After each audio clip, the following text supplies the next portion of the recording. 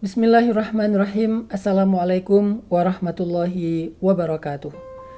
Suatu ketika saat pulang dari perang Khaybar, Nabi SAW mendapatkan hadiah tanah yang sangat luas, kebun korma di daerah Fadak. Lalu karena Nabi tinggal jauh di kota Madinah, maka Nabi tidak sanggup untuk mengurus kebun di Fadak itu. Maka Nabi SAW memberikan kesempatan kepada orang-orang yang ada di kawasan Fadak atau daerah Khaybar untuk mengelola lahan milik Nabi tersebut dengan perjanjian bagi hasil setengah-setengah. Maka ini menjadi salah satu contoh di antara bentuk investasi yang pernah dilakukan Nabi di masa hidup beliau. Karena Nabi SAW bukan hanya seorang teladan dalam urusan ibadah, bukan hanya seorang teladan dalam urusan dakwah, bukan hanya seorang teladan dalam urusan rumah tangga, tetapi Nabi juga seorang teladan dalam urusan dagang. Beliau memiliki skill berbisnis yang luar biasa. Dan skill berbisnis Nabi itu bukan hanya tentang bagaimana mencari untung, tetapi bagaimana memberi manfaat kepada orang lain. Bagaimana menjadikan usaha beliau itu mampu mempekerjakan banyak orang. Nah, dalam cerita Fadak ini kita belajar banyak hal dari Rasulullah SAW. Sebetulnya Rasulullah SAW bisa saja meminta seseorang untuk mengurus kebun beliau di daerah Fadak, lalu membayarnya secara rutin, sehingga keuntungan beliau lebih besar daripada meminta kepada penduduk di daerah Fadak itu mengurus kebun beliau. Tetapi Nabi memilih yang kedua.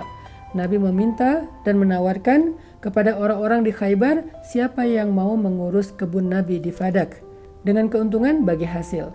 Sehingga orang-orang yang ada di Khaybar merasa mendapatkan manfaat dari keberadaan kebunnya Nabi SAW ini. Dan ini adalah bentuk investasi yang paling disukai Nabi. Investasi yang bukan hanya bermanfaat untuk diri kita, tetapi investasi yang bermanfaat untuk orang banyak. Salah satunya adalah dengan memiliki aset. Ini aset Nabi di daerah Fadak. Kemudian Nabi juga mengajarkan kepada kita investasi lewat hewan ternak misalnya.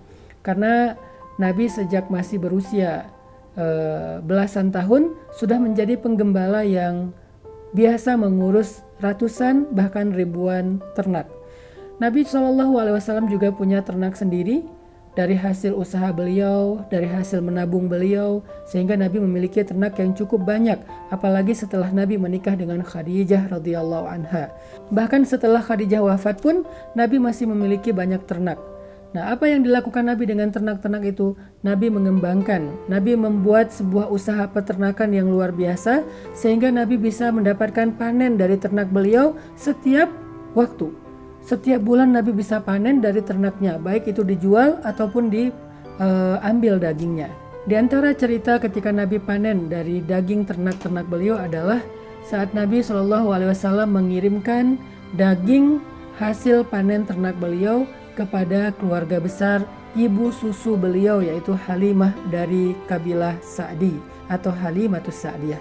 Nabi membagikan daging dari hewan ternak beliau kepada keluarga Halimah Sa'diyah, sehingga dengan begitu mereka mendapatkan manfaat dan kebaikan dari aset ternaknya Nabi SAW.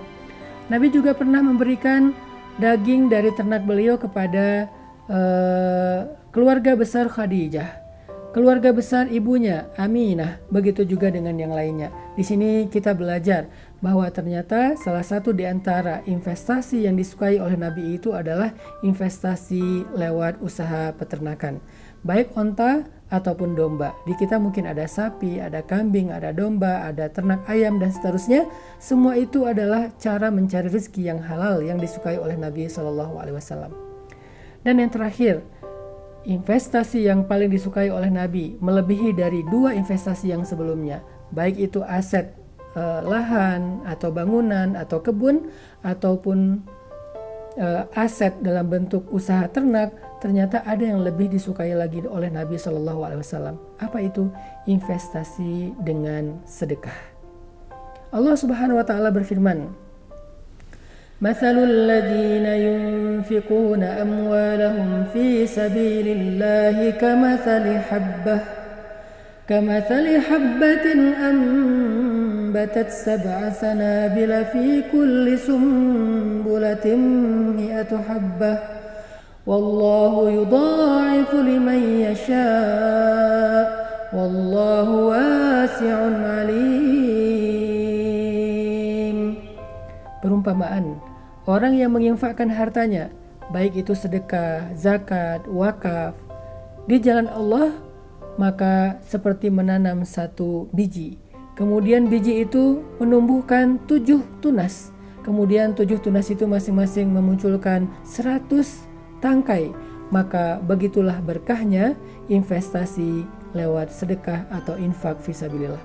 Jadi buat siapapun di antara kita yang senang berinvestasi, apakah dengan menabung, apakah dengan membeli aset, ataukah dengan investasi dalam satu usaha bisnis, maka jangan lupa sesungguhnya ada satu investasi yang lebih baik dari semua itu. Dzalikum khairul lakum, lebih baik dari apapun investasi-investasi duniawi, yaitu investasi lewat infak ataupun sedekah di jalan Allah Subhanahu wa ta'ala. Sehingga keuntungannya pasti, kerugiannya mustahil, karena Allah Subhanahu wa ta'ala sebaik-baik yang memberikan balasan kepada hambanya. Barakallahu fikum.